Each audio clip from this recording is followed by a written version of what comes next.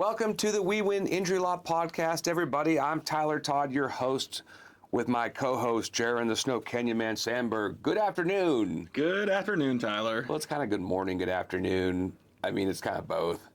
I don't want You meant it in the nice way. I meant it in the nicest way. Yeah. That's why I said it's a little bit of both. Yeah. I don't want to come at you like super hot today. Yeah. Let's save that Let's for keep it- let's keep it save that for cordial. like 10 minutes in. I mean, Yeah. When you say something really stupid, then you could come after me. Yeah. then I'll give you a nice good afternoon. Like, what was that comment? Yeah.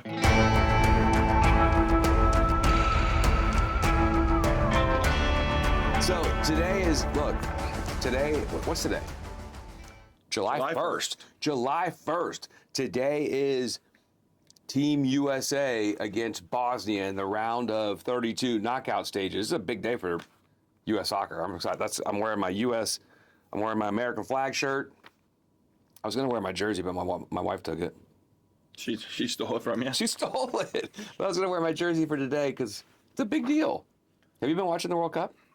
I haven't watched a single game. Are you serious? I haven't watched it. What about all the TikToks and everything about I've seen that stuff, yeah. So like you've seen like how people are like loving Buc-ee's and Yeah. Chick-fil-A City of Houston's and shipping free them refills. around. Yeah. And with all this Ranch dressing. and like the South Koreans and drinking tequila in Mexico. And Yeah, I've seen it all. The coverage has been fun. The Scottish- and I've seen some highlights. I've watched highlights. Yeah. But You haven't watched a single game? I haven't watched a single game in length. I'm just... I mean, to me, I like soccer, so that's maybe it's and I've watched it growing up playing it, and then I went to a game. I actually went to a game too. We went to the Norway-France game last week in Boston. I don't know why they say Boston. It's not in Boston. The Gillette Stadium, like Foxborough, is actually like 45 minutes outside of Boston. So I don't know why they could have called it Providence, Rhode Island, because I think it's actually might even be closer to Providence than it is to Boston. It seems like with the Patriots, they never called it, they were always like at Foxborough. Well, yeah, and it's the New England Patriots, and I think they put it out there for a reason, right? But it's funny that they've kind of pegged the game as like being in Boston when it's quite a ways. Yeah, it's not. Well, and so what they do is, so most people that are coming over for the World Cup, and ourselves included, are staying in Boston because you just think they're going to stay in Boston because if you're going to go out to Boston and watch the game, you're going to do some other things like sites and other things, and you're going to do those things, right? But it's like driving to Cedar City. Right. Away from the game. Like legit. So anyways, they have like a train that's set up, and it's like going to Hogwarts because they only have one train. They call it the World Cup train, and they charge $80 per person round trip for that train to get out to the stadium. I mean, the World Cup's been, and I think people have been paying it like they don't care because it's like the best thing that they'll ever experience in their lives. It's crazy that I have been so excited to watch like what's transpired over the last couple of weeks with like how the energy, the fans from around the world.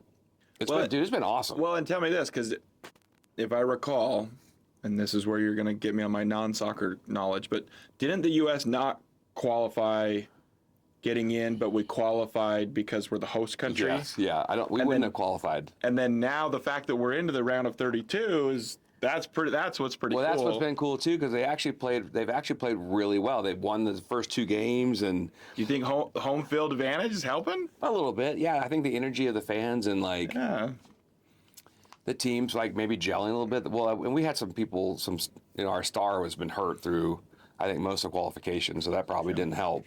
Christian Pulisic, but he didn't really play. I think he got subbed out the first. I think he didn't play the second half of the first game when we beat Paraguay. Yeah. So, and Paraguay just beat Germany. So it wasn't like some like little fluke team or like. But anyway, it's been amazing. The game was amazing. The energy was amazing. Good shine for our country. I think it's been awesome. Yeah, it's been super cool. So today, the U.S. play today. Big game for us. If we get to the round of 16, it might be the farthest we've ever been. Ever, if we win tonight. Or at least in a long time. I think. Well, and by the time people are listening, you'll know the results. Yeah, we'll know. So, good luck to the Team USA. Go Team USA. That's why I'm wearing this shirt. So. But we're talking about a really interesting thing today on this podcast, and it's kind of I don't know if you've heard about it in the news. I think a lot of people think that, I don't know, but tell me what you think about this, but I think a lot of people think that criminal acts have like a statute of limitations. Yeah. Because in the civil world, in the injury world where we live, we have a statute of limitations. So you can't file a claim against somebody or an entity after a certain period of time. Medical malpractice, so you want to sue a doctor, you have to do it within 2 years in Utah. Yeah. If you want to sue like the state or a city, like the government or a governmental entity, Or a state hospital. or a state hospital, it's 1 year. Yeah. And then Well, and it's even 1 year to do the administrative process. Then Yeah. you have what, 2 years, I think, After you do that. after you do that. But if you don't do the first part, you don't. You're 1 year. You're Yeah, cooked. So you're cooked. And then like normal negligence, car accidents, slip and falls, dog bite, that type of stuff, it's 4 years. Yeah. So a lot of people, I think that there's like a statute of limitations in the criminal world, Yeah. and there isn't. And this case comes from maybe this guy thought he was free and clear, right? Yeah. Just So if you guys have been watching, there was a guy that was just arrested in Las Vegas for the 2006 murder of his wife. Yep. Miss This is 20 years later. Bernadette Vander Meer. Yeah, Bernadette Vander Meer. Do we know where they're from? Like, Vander Meer sounds Dutch. Were they Dutch and just living in Nevada, or were they just have Dutch names or European names? Because Bernadette Vander Meer sounds like a Dutch name. I don't know. Yeah. All I can think of is Vanderpump. Oh yeah, it does sound like, yeah. You're like, was this social? This is like a reality TV show. No, it's not a reality TV show. This happened. So they're at Angel's Landing, which before we jump into that, like, we're used to in southern Utah, at least, the wide world might not know about this as much, but like people die almost every year at Angel's Landing. Right. I mean, that's probably the most. You don't hear like, and maybe that's just because we're not close. Like I feel like you don't hear like, person dies every year at Yosemite or at Yellowstone, but Zion. It feels like every year we have a death at Angel's Landing. Someone falls off Angel's Landing. It feels like every year. Now your kids, remember, just went out to Angel's Landing. Just did it. Just hiked it. Remember, we were down at the conference, and the whole day I was like, Tyler was on edge. "Are you off the mountain? Have you come down? Are you safe? Are you down yet?" Yeah. Be careful with selfies. Like your worst fear is your kid taking some picture and falls off Angel's Landing. Don't be stupid. Don't act like idiots, right? Because it's a dangerous hike, right? So it'd be one thing if this was like some lookout spot that there was never a death. So when you have this 2006 death of a hiker, presumably a hiker, you're like, at least to probably a lot of people in southern Utah, it's like tragic. This is terrible, but we've heard the same. I mean, I swear it happens every year, every other year. You've got person dying at Angel's Landing. Yeah. And we don't think of most of these as potential for murder. You're just thinking, slip hiking. Lately, it feels like there is, though. Maybe like not back in 2006, maybe, which is why it got kind of swept under the rug. Yeah. But lately, I feel like when you hear about these things happening, there's kind of, I don't know, an automatic presumption, but there's obviously some degree of scrutiny on, was this murder or an accident? Yeah, and so back in 2006, they're celebrating their anniversary. They drive up from Las Vegas. Which is crazy to me that they're celebrating their anniversary. And their goal was to get up to the summit before sunrise. Like, sounds like a cute anniversary. Which is crazy. You know what's crazy? We're talking about this right now. I'm celebrating my anniversary this Friday, and guess where we're going? Angel's Landing.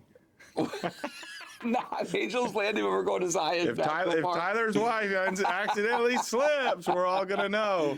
Oh, my gosh. We're all going to know. Please do not slip, because if she slips, I'm cooked. Everyone, the worst this thing is ever. the evidence against you. Yeah. They'll use this podcast of like. We're not hiking. We're not hiking. Yeah. I'm gonna make that call right now. Sorry, Brooke, you have to stay in the car. I'll go hike. You stay here. Yeah, you can't go.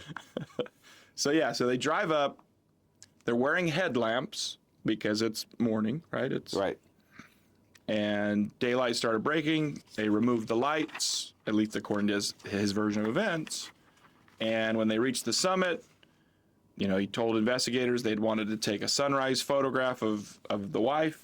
Now, again, This is 2006, so this isn't Right. like we all have cell phone cameras. They would have been using a real camera in 2006 or a flip phone camera. According to the original statement, she was standing near the edge while he moved their backpack so it wouldn't appear in the picture. He said when he turned around, she was gone. Which is kind of crazy because... He reported hearing her scream as she fell. And then no witnesses. And 1,200 feet down at the bottom, there she's at, died of the fall. And if you guys haven't done Angel's Landing, I would Google it. Like, you can Google it. It is super gnarly. Like, it is... There are parts of that hike where literally it's like a foot wide, maybe 2 feet wide. And on both sides of you, it's a 1,200 foot drop. Yeah.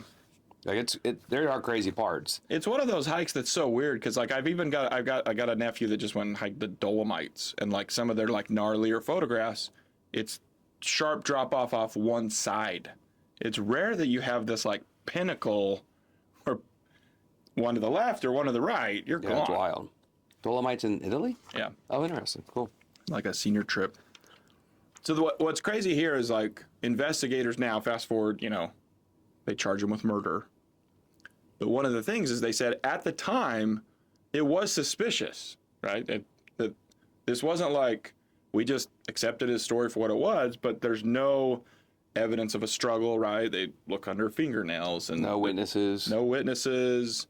You have a body that falls 1,200 feet is pretty mangled. And so there, it's going to be hard to show like a physical struggle, barring some other. She couldn't give a recount. She can't give a recount. There's no witnesses on the trail, but there's no like scratched his face, right? There's no signs of a struggle. Yeah. There's no physical evidence on him, and so with only his account, no other evidence, they don't bring criminal charges because remember this isn't like a civil case where we have the burden of, we have to just show that we're more right than you. Right. Well, more likely than not is a lower standard. We tell clients it's a more than 50-50, but only slightly more. So, what you're talking about is called a burden of proof. Yeah. Right. So you have burdens of proof. In a criminal case, it's beyond a reasonable doubt. Yeah. In a civil case, it's more likely than not, or more probable than not. So those beyond a reasonable doubt, that's kind of hard to prove. So suspicion is not enough to be able to prove beyond a reasonable doubt. Yeah. So it is very possible that they investigated it for it, but barring they have text messages like I'm going to murder my wife or something else, they had no evidence. Now I will say, and again, I think to their credit, right, prosecutors and investigators at the time, I don't think that was a very common thing, like insurance fraud, policies. Now I'm sure it's happening. Yeah. But over the last 20 years, I think we've heard about that more, where there are mysterious things that happen to spouses. And when you hear it on the news, I think nowadays we're kind of like, how much insurance was there? And now there's so much. Was there a policy? Cell phone tracking, Google searches, like your digital footprint is so much bigger now that like they would have looked at your search history and all of these things planning this hike, that if there was anything suspicious, they'd have more than just circumstantial. Right. Versus in 2006, they didn't have any of that. I mean, this is like pre-iPhone, I don't know if how search history warrants would have gone back then, but your digital footprint just isn't what it is today. And so, you don't fault the investigators if they didn't have anything else. Yeah, because suspicion, I think, is enough to then identify whether there's enough probable cause. But then the probable cause still has to be enough to warrant whether they can meet their burden of beyond a reasonable doubt. So I'm presuming that they're looking at everything, right? Yeah. And just feeling like there wasn't enough probable cause to warrant an arrest. Yeah. Short of like a witness statement or maybe a scratch or something. Well, and the burden's high in this moment, right? Because you put yourself in the prosecutor's shoes and you're like, are we really going to arrest like a grieving spouse and look like egg on our face if we can't even pass probable cause? It looks terrible. Right. Versus, do we have the evidence we think we can, get a conviction on murder? Yeah, and that's why it's important because 20 years later, there was an affidavit, right, to the probable cause statement. And so in the probable cause statement, investigators received new information beginning in 2022. Yeah, so this is where it gets even crazier. So a member of his church says she was groomed and they engaged in a sexual relationship with her, and that was before Bernadette's death. And that he had told her the only way they could be together was if Bernadette were not alive. I wonder though, what made her come forward 22, so I think it's that 16 years later. But I think this goes to like the reason a lot of states opened up the statute of limitations on some sexual charges, right? Is that victim as a teenager and presumably pre-2006 is dealing with all of the trauma that comes along with, engaging in a sexual relationship with an adult that's married and, as a teenager, takes her a long time to finally come forward with and probably reconciling with. Sure, I mean, who knows, right? But 16 years later is a little interesting. Because let's say she's 18. Yeah. Right? Teenager, right? Because it says she's a teenager. So presuming she's like the oldest teenager, that's 18. Yeah. 16 years later, that puts her at what? 37? No, 33? Yeah, or even if she's younger, let's say she's 12, but she's at mid-30s, probably 30. 14. If she was 14, she's 34, still be 30. puts her 34. But even then, it wasn't enough. Not only did her story presumably not get corroborated, they didn't have enough evidence to charge him because they still didn't charge him in 2022 when she comes forward. This alleged Right, victim. because it takes another lead in 2025. Yeah, so in 2025, then investigators receive another tip. This one's from a senior pastor at his church who reportedly told authorities he believed Bernadette's death was not an accident. And so those new tips finally prompted Washington County's Attorney's Office to reopen the investigation. But that's even in 2025, so we're still fast forward to this year. That investigation takes a long time. So the question is, do we know whether David Vander Meer was he like a pastor? Or was he like just a church member? I mean, I think he was like a leader. I think they had something that he was. I have to look that up. it's always the church leaders. But so when they reopened the case though, It's not always the church leaders. But occasionally. but when they reopened it, I want to say he might have been the youth group.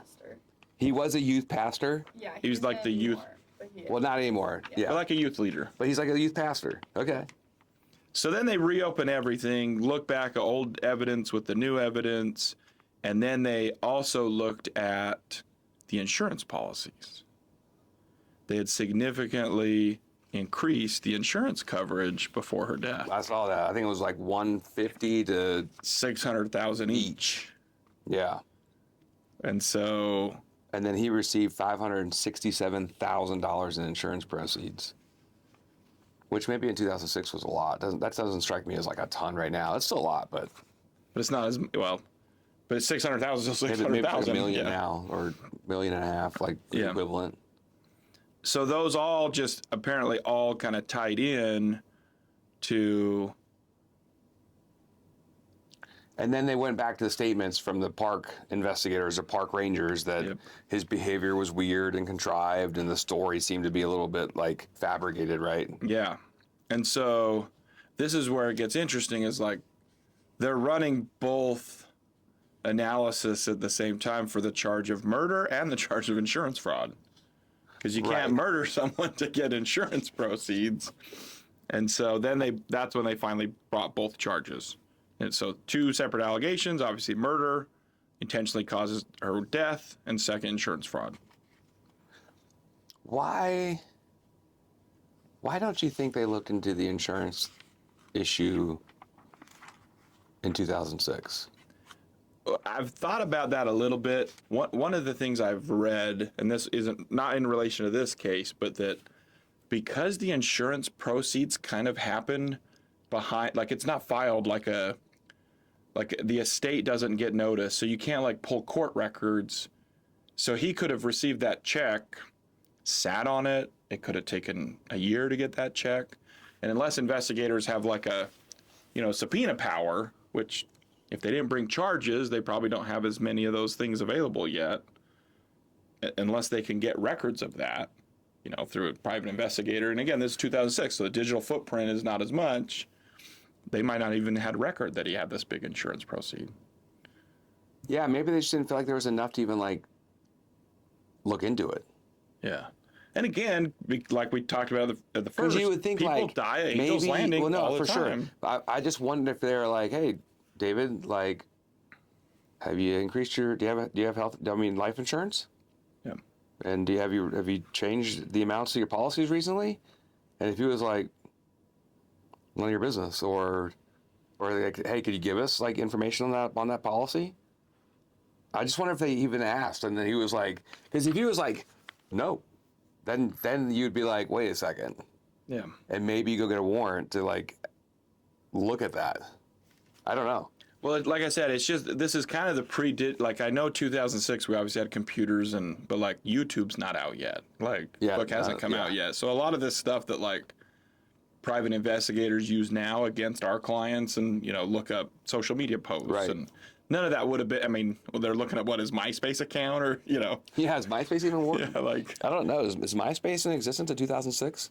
It was on the way out by then, but like when I was in high school, that was what people had was a MySpace. I didn't have one, okay, yeah. But that was kind of the thing.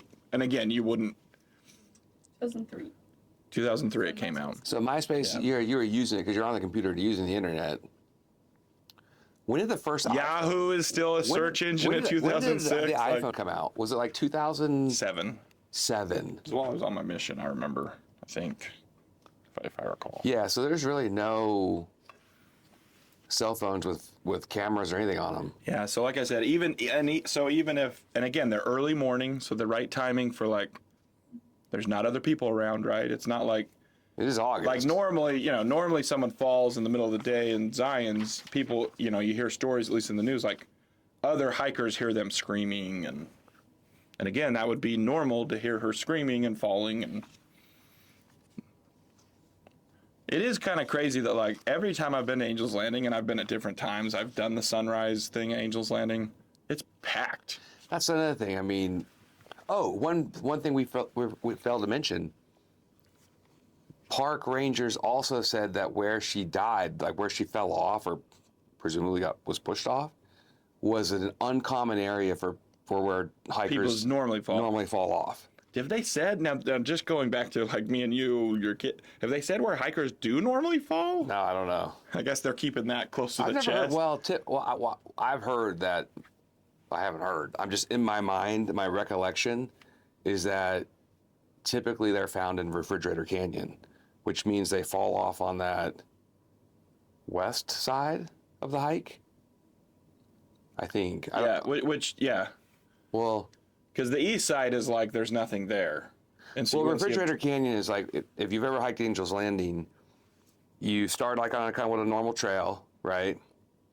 And then you go through like a canyon, which is really pretty. And it's kind of windy, and then you go up those wiggles called Walter's Wiggles.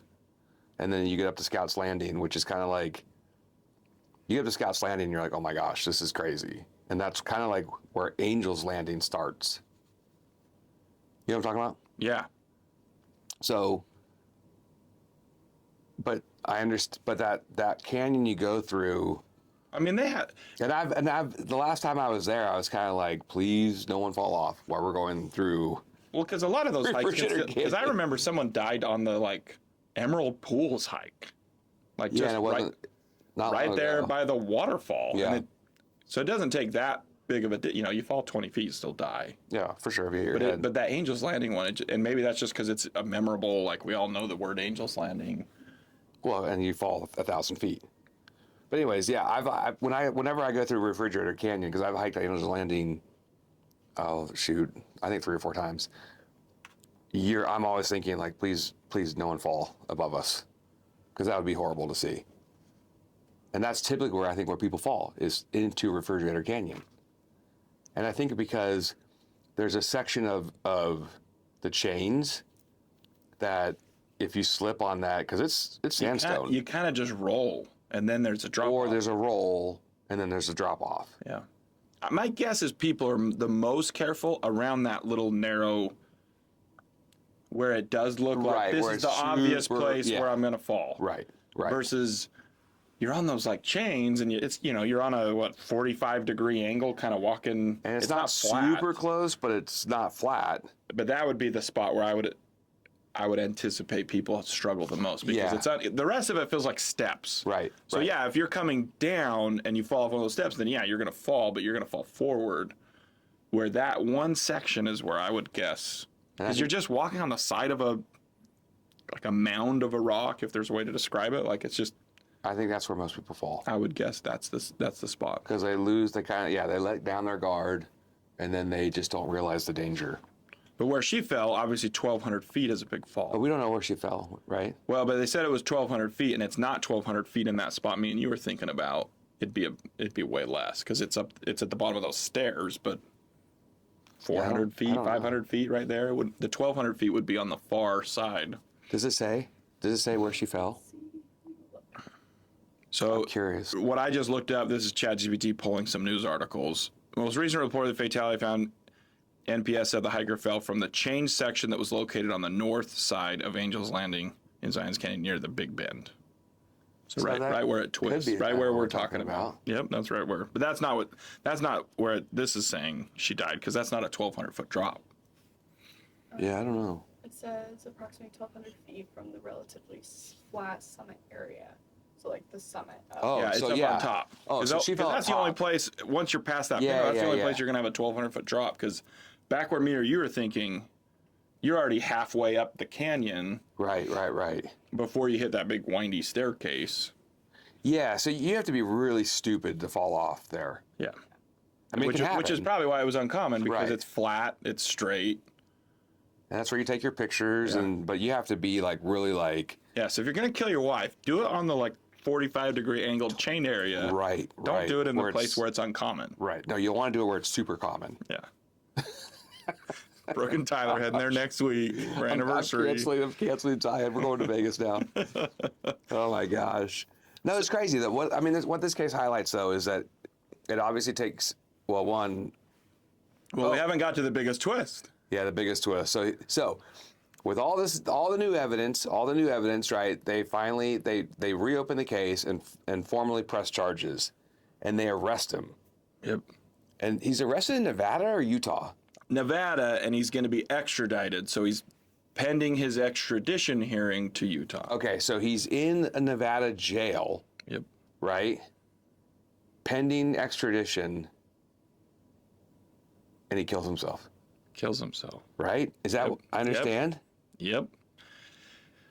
Las Vegas Metropolitan Police Department said they found an inmate dead, later identified as Vander Meer, at the Clark County Detention Center on Wednesday with self-sustained injuries. Self-sustained injuries. Taken to the hospital, declared dead early Thursday.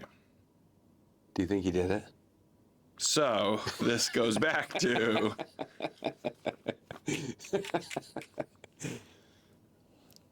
This goes back to exactly what we talk about, is and I've thought this too,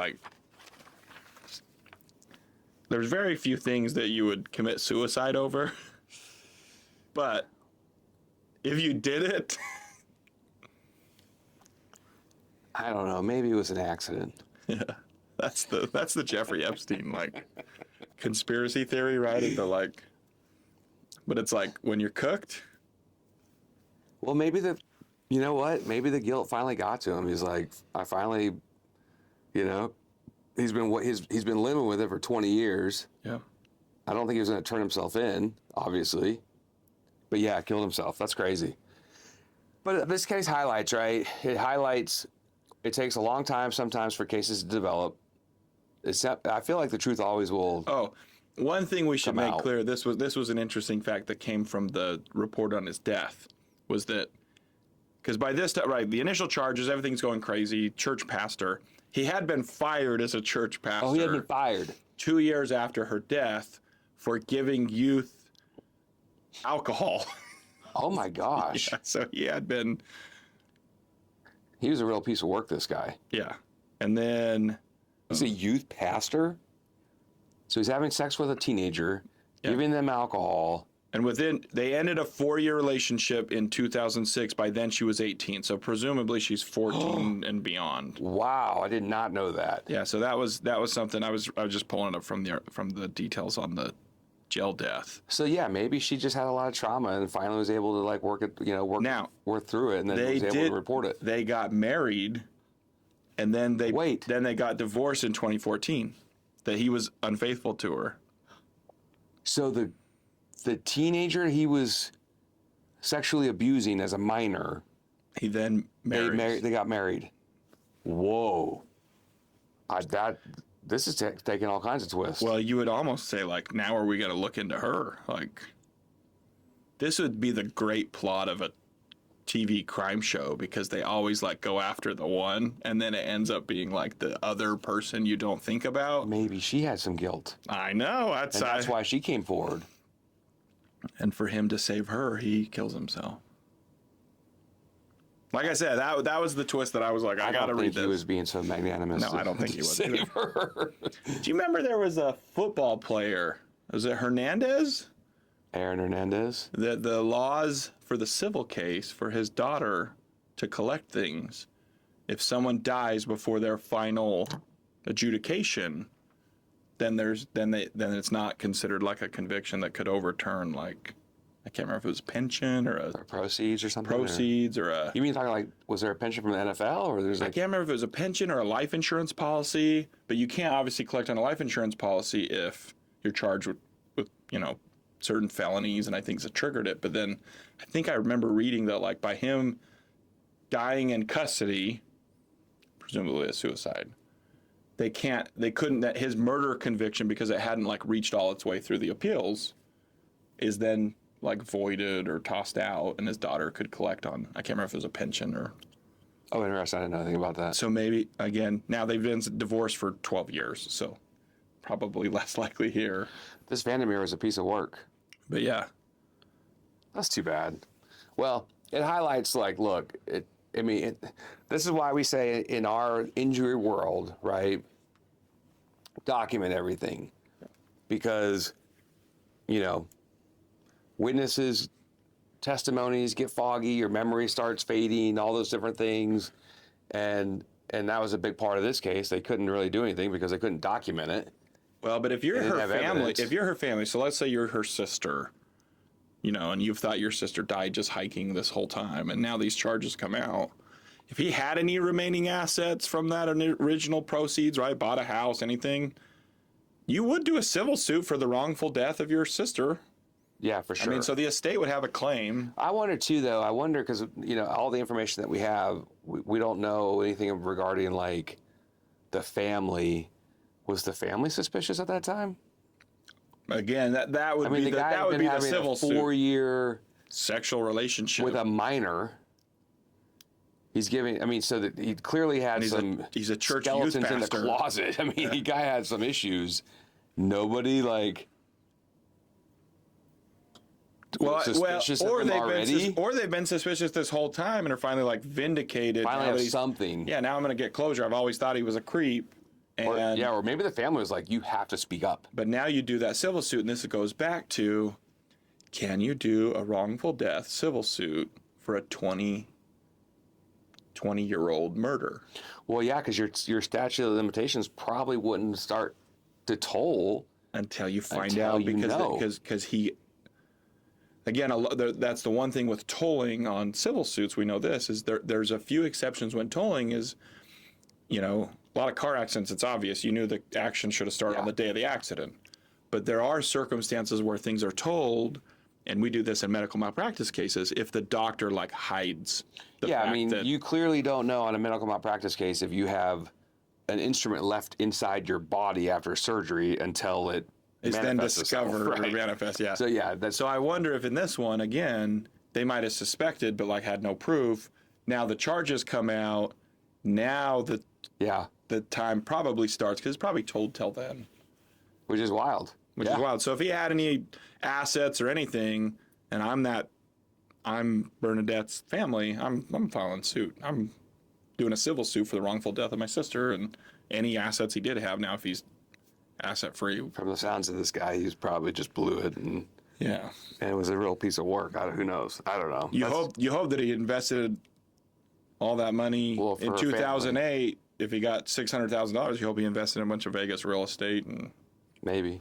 probably not. But That's sad. That's a sad story. But those are angles that we look at. Like if someone were to call us and say, "Hey, this happened. I'm Do I have a the case? sister. Do I have a case?" I'd say, "Hey, yeah, we filed wrongful death against his estate, and if there's any assets to his name, the charges themselves, even though we don't have a conviction in the criminal case, just like everyone's learned from O.J. Simpson, we might still get the beyond a preponderance of the evidence, or we don't have to reach beyond a reasonable doubt for the standard in a civil suit." Right. That's super interesting. Super sad. Super interesting. But check back in, and if we ever hear of a civil case being filed against his estate, we'll talk about it and see what it's all about. But yeah, that technically that statute of limitations would be told because they're just finding out that it actually was. Well, and he can't benefit from like hiding the evidence and all of But those then things. it'll be a little interesting too because it's a criminal act. So then it's an intentional criminal act. Well, but you can still go after him personally if he You has go after him assets, personally, yeah. We wouldn't, there's not insurance probably that covers that. The insurance would obviously deny it because it was a criminal act, but You can still go after people After for him criminal personally, acts, yeah. But if he has Yeah. assets. right. Anyways, you guys, hopefully crazy stories. I mean, it's just crazy. We talk about, and there's stuff that happens all the time. That's why I feel like we have content galore to always talk about in this podcast because Murder in southern Utah. I mean, murder on Angel's Landing. What's a good title for the show? the angel of death. No, The Angel of Death. All right, there you go. Yeah. We'll coin it. Maybe who knows? Yeah, screenplay it, Yeah. and you'll get it. So, you guys tune in to all our future podcasts. Listen to past ones. Like, subscribe, share. It's super helpful. Stay safe out there. Careful with anniversaries at Angel's Landing or at Zion National Park. I'm gonna have to just we're gonna nix the hike. yeah. We're just gonna go. But we talked about it too much. Now you can't do it. Yeah. So be safe out there. Drive, leave early, slow down, stop running red lights, and just be courteous and kind, especially to your spouses. Goodness gracious. Until next time, everybody.